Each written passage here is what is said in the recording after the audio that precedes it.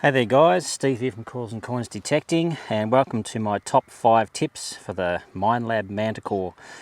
These are just some things that I've discovered along the way. I've had the machine since it came out pretty much, and I've used it in lots of different environments, at the beach, at the park. I'm out at a field at the moment looking for fairly old coins. We've found some early 1800s coins here, some silver and copper coins, and there have been other interesting relics found. So looks like, looks like a good spot. But I've been using my settings here and some of the things that I've discovered along the way, so I'm going to share these with you. These are things that just help you find good targets and things that just help generally with the Manticore and hopefully improve your success like it's done for me. So here we go, top 5 tips.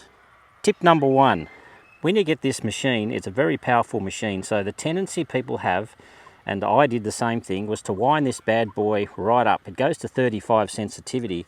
What you'll find though is that in most places that's just unworkable because it's just chattering too much.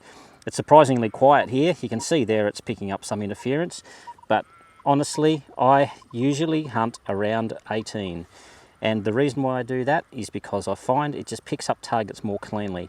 The higher your sensitivity, obviously the further away from the coil and the further below the coil, the machine can sense, and so what you tend to find is you're getting a lot of information back all at once. Targets out to the side, targets down below, multiple targets are shown on the 2D map, and it ends up just too hard to read. Just give it a go. Wind your sensitivity back to 18, and I think you'll find that you'll be a lot clearer, and it'll make a lot more sense when you do go over a good object like a coin or a ring or something like that. So that's tip number 1.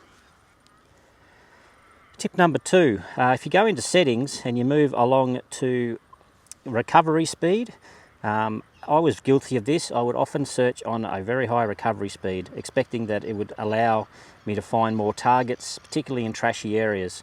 And while that might be true if you've got a very, very high trash area and it will separate the targets better, I think for general detecting, where you don't have too many targets, I think a recovery speed of 3 to 4 is ideal. It actually works better for me. I find a lot more targets with that kind of recovery speed. And remember, this machine is very fast and very sensitive, so recovery speed of 3, even though it's on the lower side of the settings, you'll still pick up things swinging at normal speed, no problem at all. So tip number 2, try recovery speed at 3, maybe 4.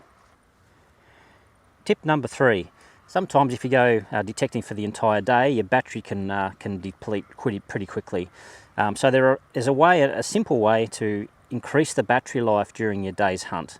All you got to do is go into your settings, go right up to the top to general settings, press the settings button, come down to lighting, and then go across with your right arrow.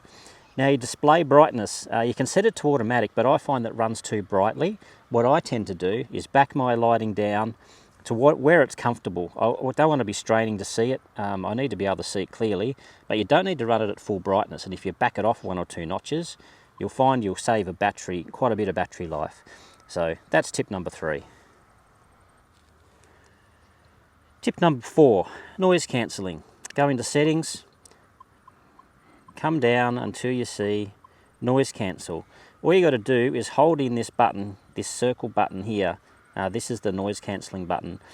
You hold it down, just hold it down, let the machine work through the different frequencies. When you get one that stabilises, -6 in my case, let go of the button. Now when you first start noise cancelling, it might cycle through a few different frequencies, but it will eventually settle in on the best frequency. What you can do is hold your cord just off the ground, or you can hold it in the direction of things like power lines. I sometimes find that helps as well. Make sure your machine is properly noise cancelled, and it'll be a lot quieter during your hunting.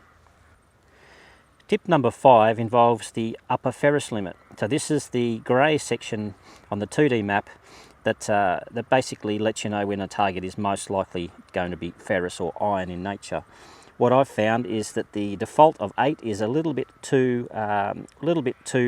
towards the ferrous zone, and I've found that if I backed it off a bit, I find more good targets, or targets that are borderline might sound a bit better.